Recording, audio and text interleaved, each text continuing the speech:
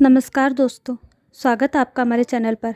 माँ जी, अब ना तो उम्र रही और ना ही शौक रहा। अब इन गहनों का मैं क्या करूँगी? इन्हें आप ही रख लीजिए। जिसे देना हो उन्हें दे देना। अब मुझे इसकी ज़रूरत नहीं है। वैसे भी इन गहनों ने मेरे चरित्र पर दाग लगा दिए थे। अब मुझे ऐसी दागदार चीज़ें पसंद नहीं।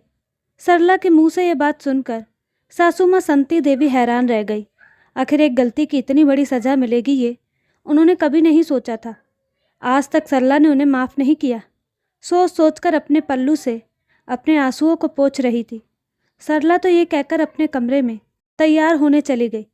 संती देवी ने आशा भरी नज़रों से अपने बेटे मोहन की तरफ देखा। अपनी माँ को इस तरह कातर भाव से देखते देखकर मोहन से बर्दाश्त नहीं हुआ। वो भी सरला के पीछे पीछे कमरे में चला गया। वहाँ और भी महिलाएं मौजूद थीं। मोहन के कमरे में आया देखकर सब लोग उस कमरे से बाहर निकल गए। अब कमरे में सिर्फ सरला और मोहन ही थे। मोहन ने सरला से कहा, आज इस खुशी के दिन पर इन सब बातों का क्या तुक था? माँ का दिल रखने के लिए गहने पहन लेती। आप तो जानते हैं ना कि मुझे गहने पहनने का कोई शौक नहीं है। फिर मुझे आकर क्यों कह रहे हो? तुम पिछली बातों को भूल क्यों नहीं जाती? वक्त बदल चुका है। अब तो लोग भी बदल चुके हैं, पर तुम तो एक ही बात को पकड़कर बैठी हो। माना कि वक्त बदल चुका है, लोग भी अब शायद बदल चुके हैं, पर उस दिन की टीस तो आज भी मन में है। वो ही तो नहीं जाती। देखो, तुम मेरी बात ज़बरदस्ती मत कीजिए। आपको पता है कि मैं गहने नहीं पहनने वाली। सरला ने पलटकर मोहन को कहा, पर जिन नज़रों से उसने मोहन की ओर देखा, उन नज़रों को वो झेल नहीं पाया और चुपचाप कमरे के बाहर निकल गया। आज सरला के बेटे की शादी है। घर में नई बहू आने वाली है। इस पीढ़ी की पहली बहू, सरला के बड़े बेटे अमर की पत्नी और संती देवी की पोत बहू। घर में अच्छी खासी रौनक थी और मेहमानों का अच्छा खासा आना लगा हुआ था। बाहर हलवाई पकवान बनाने में जुटे हुए थे। पूरा घर पकवानों से महक उठा था। मेहमान आते जा रहे थे और खाना खाकर फ्री होते जा रहे थे। बारात भी बस 2 घंटे बाद रवाना होने वाली थी। घर की महिला और लड़कियां सजने संवरने में लगी हुई थी। सब एक से बढ़कर एक सुंदर लगना चाहती थी। आखिर बारात में धूम जो मचानी थी, तो लड़के और पुरुष भी क्या कम थे। सब खाना खा पीकर फटाफट तैयार होने में लगे हुए थे। आखिर बारात में कहीं कोई कमी थोड़ी ना रहनी चाहिए थी। जबकि बुजुर्ग महिलाएं एक तरफ टोली बनाकर सज संवर कर मंगल गीत गा रही थी, वहीं बुजुर्ग पुरुष साफा पहनकर तैयार होकर अपनी अपनी कुर्सी पर बैठ चुके थे। इधर सरला अभी तैयार हो रही थी कि संती देवी ने सरला को अपने कमरे में बुला लिया। उन्हें कोई काम होगा, ये सोचकर सरला तैयार होती हुई उनके कमरे में गई थी, जहाँ पर मोहन पहले से मौजूद था। सरला के आने के बाद संती देवी ने उसे दरवाज़ा बंद करने को कहा। संती देवी का आदेश पाकर सरला ने दरवाज़ा बंद कर दिया और उनके पास आ गई।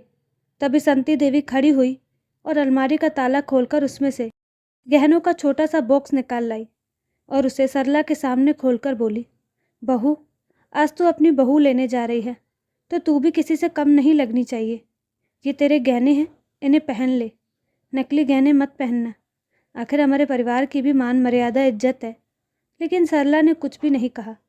ये देखकर संती देवी बोली, देख बहू, बाहर सब लोग कैसे गहने में लदी फदी तैयार हुई है। तेरे पास भी कोई कमी है क्या? तू भी गहने पहन ले। संती देवी की बात सुनकर ही सरला ने ये बात कही थी, जिसके बाद मोहन ने सरला से छोटी सी बहस की थी। आखिर मोहन के कमरे से चले जाने के बाद सरला वहीं पलंग पर बैठ गई। उसे याद हो आया वो दिन जब वो इस घर में बहू बनकर आई थी। संती देवी शुरू से ही दबंग महिला रही थी।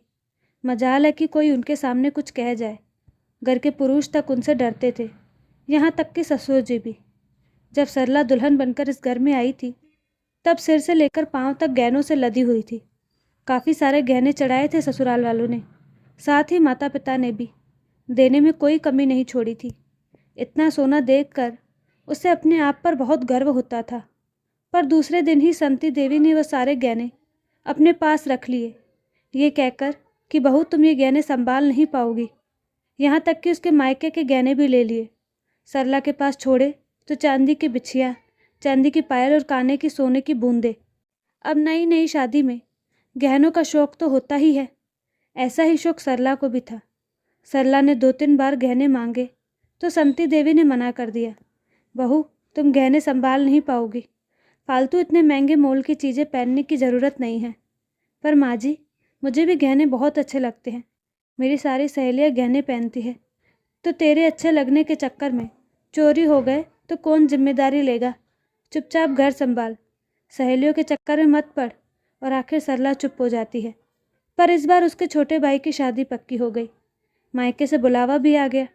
अब उसे पूरा यकीन था कि संती देवी उसे गहने दे देगी, लेकिन संती देवी ने उसे तो सिर्फ उसके मायके के गहने ही दिए, ससुराल के कुछ भी नहीं। पर सरला तो उसमें भी बहुत खुश थी। कम से कम गहने तो पहनने को मिल रहे हैं। भाई की शादी में बड़ी खुशी खुशी वो गहने पहनकर गई थी।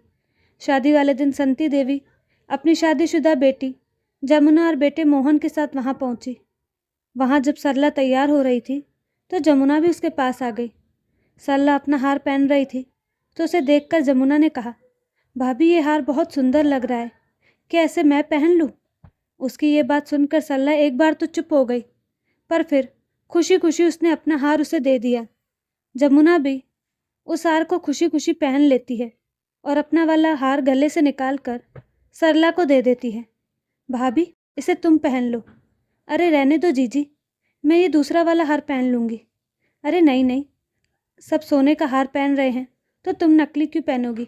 तुम मेरा वाला हार पहन लो, नहीं तो अपना हार वापस ले लो। जमुना ने जिद की तो सरला ने उसका हार पहन लिया। हार पहनकर दोनों खुशी खुशी बारात में तैयार होकर रवाना हो गए।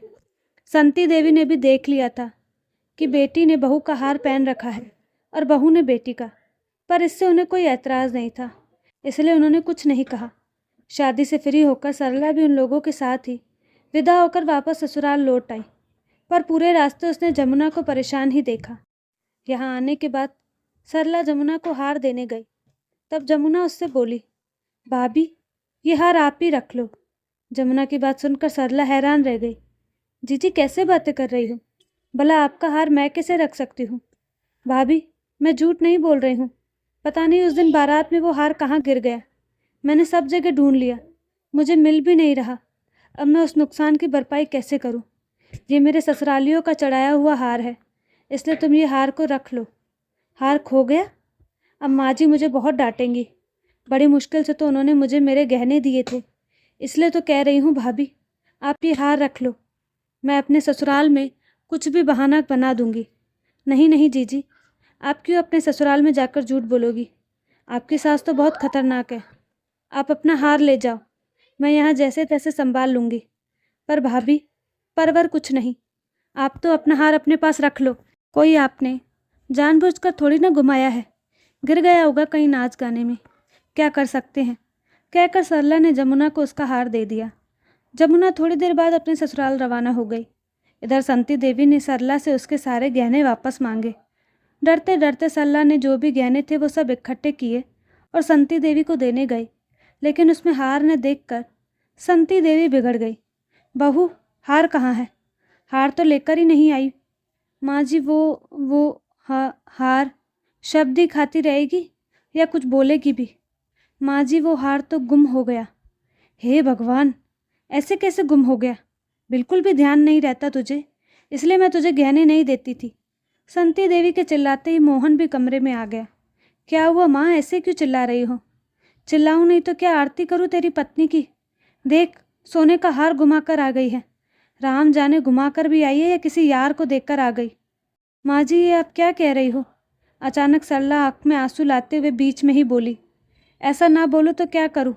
महंगे मोल की चीज़ को घुमा कर आ गई। अरे सोना गुमना अशुभ माना जाता है। जब देखो कहती रहती है गहने दे दो, गहने दे दो। ये रख रखाव रखेगी गहनों का, एक हार तो इससे संभाला नहीं गया। इधर से उधर मायके में गहनों को लटका कर मटकती फिर रही थी।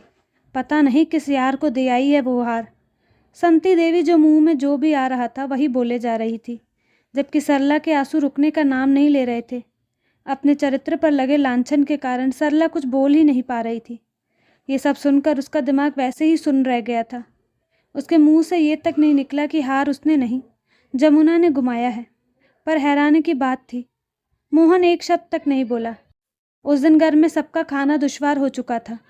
कुछ दिनों तक घर का माहौल खराब ही रहा। 8 दिन बाद जमुना अपने पति के साथ घर आई। बेटी जमाई को अचानक घर देखकर संती देवी हैरान रह गई। उन्होंने आने का कारण पूछा, तब दामाद जी ने पैसे निकाले और उनकी तरफ बढ़ा दिए। वो हैरानी से उनकी तरफ देखने लगी। तब जमुना बोली, माँ, मुझसे भाभी का हार गुम हो गया था। भाभी को मैंने अपना हार लेने के लिए कहा था, पर भाभी ने मना कर दिया। माँ, आपकी बहू बहुत अच्छी है। मुझे मेरे ससुराल में ताने न सुनने पड़े, इसलिए उसने हार लेने से मना कर दिया। बड़ी मुश्किल से आपके दामाद जी को बताया, तब जाकर ये पैसों का बंदोबस्त करके लाए हैं।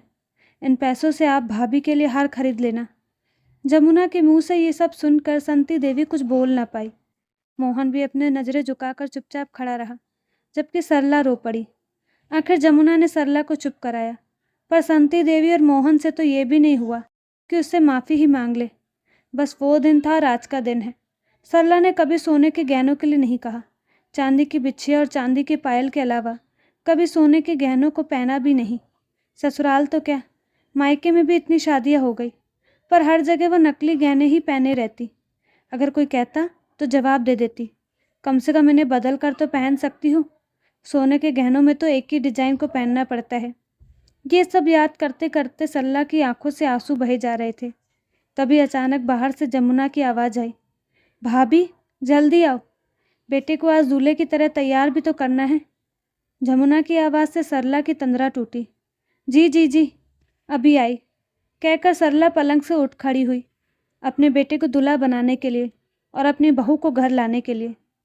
अपने उन्हीं नकली गहनों के साथ जो उसके सच्चे साथी बन गए और जो उसे उस बुरी यादों की टीस से दूर करते थे, और जो मोहन और संती देवी को बार बार याद दिलाते थे कि ना कि गलत बोलना चाहिए और ना ही गलत सुनना चाहिए।